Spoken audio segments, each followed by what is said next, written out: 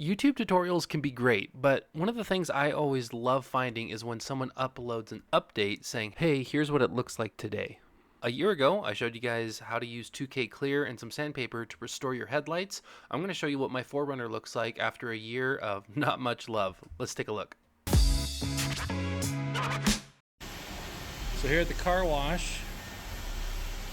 So as you guys can see, I did use a brush to wash my car. I know you shouldn't, but in the winter months, this is kind of the only option that I got. Plus, the 4Runner's my winter vehicle, so let's take a look at the headlights. Honestly, they look really, really good. I'm still totally ecstatic about how good these things have held up. It's always parked outside. It always gets hit by the snow, the rain, and these headlights look just as good as when I originally painted them. I know it's during the day, but also wanted to show off the low beams and the high beams.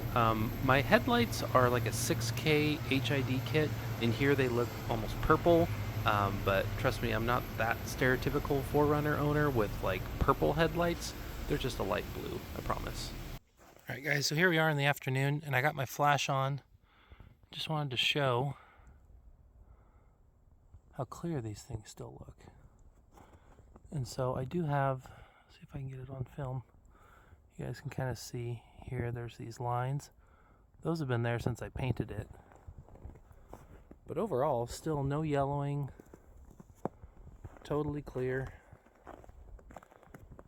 So after a year and being pretty hard on them, not washing the car a ton, and then occasionally just washing it with that brush and rock chips and everything else, these have held up really well. So if any of you guys have reservations or concerns about running 2K Clear in your headlights, after a year, I'm still just as happy with them as the day I put them in.